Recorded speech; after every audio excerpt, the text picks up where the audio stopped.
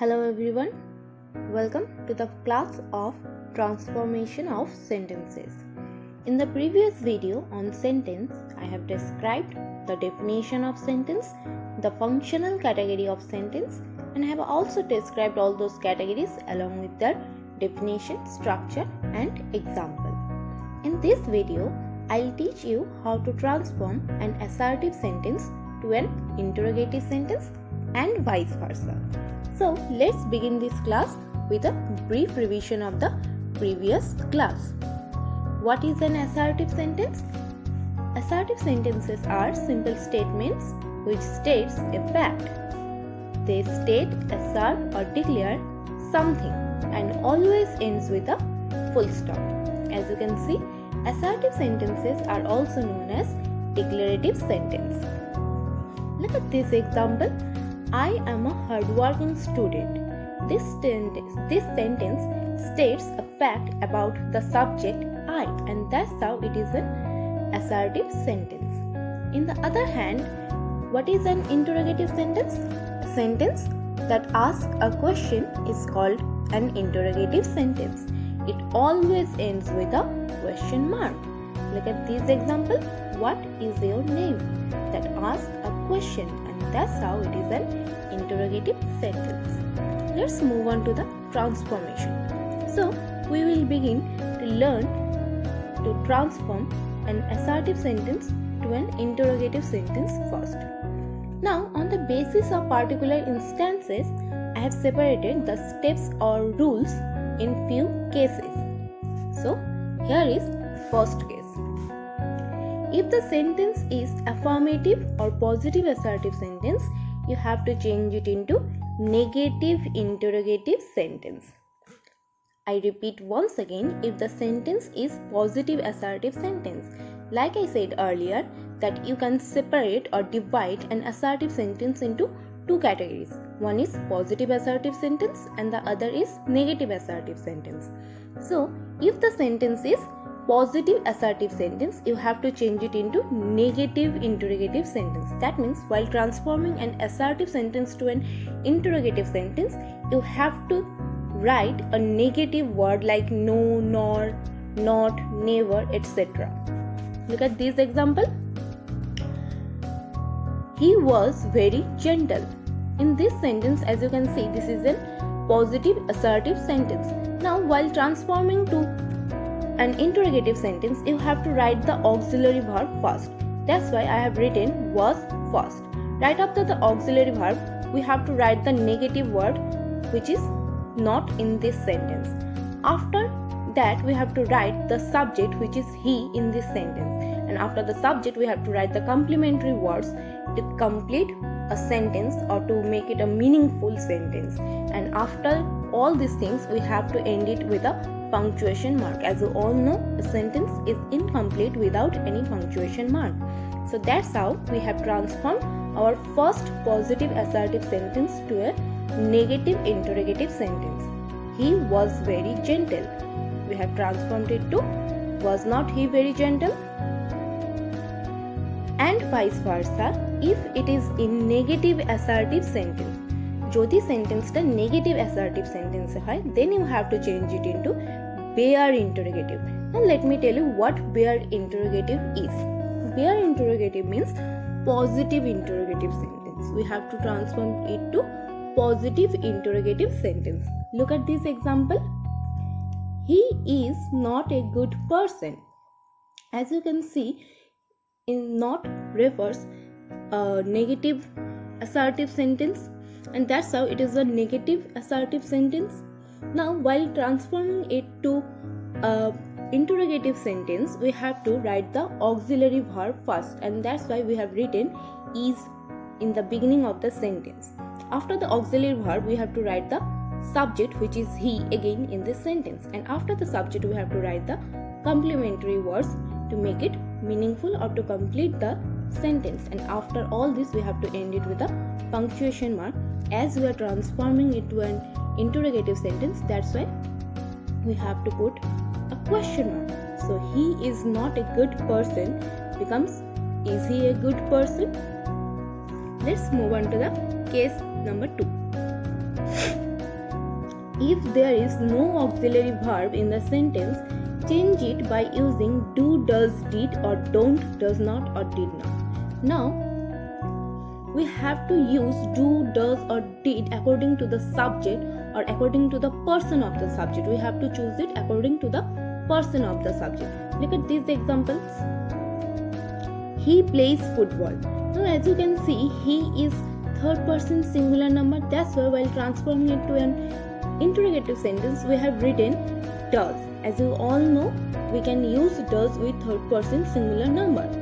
After does, we have written the subject, which is he. That means after auxiliary verb, we have again written the subject.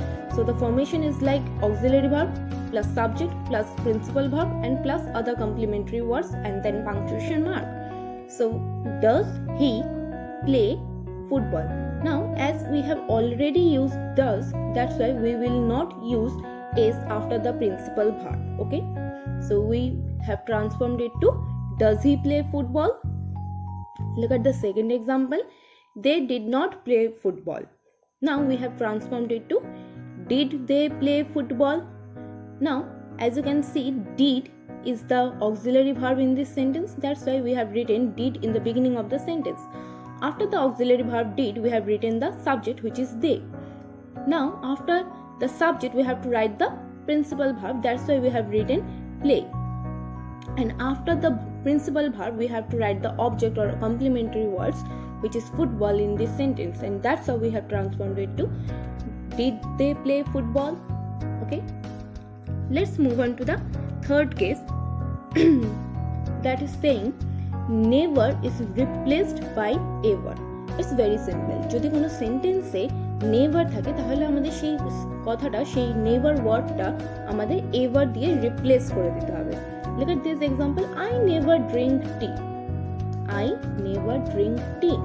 We have replaced it or we have transformed it to do I ever drink tea? As you can see, we have used the auxiliary verb first. After auxiliary verb, we have written the subject. Then we have transformed never to ever. Then we have written the principal verb. And then we have written the object and punctuation mark. And that's how we have completed our interrogative sentence. I never drink tea becomes do I ever drink tea? Case number 4 or fourth case. Nobody, no one or none is replaced by who. যদি কোনো সেন্টেন্সে nobody, no one বা none এর মধ্যে যে কোনো একটা যদি থাকে আমাদের সেটা কি দিয়ে রিপ্লেস করতে হবে? who দিয়ে। Nobody could count my love for you. Who could ever count my love for you? As you can see, we have replaced nobody with who. And the rest of the sentence and the rest of the words are same in this sentence.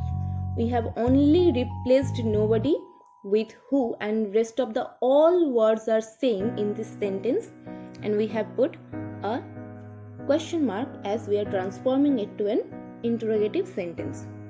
So nobody could count my love for you becomes who could ever count my love for you.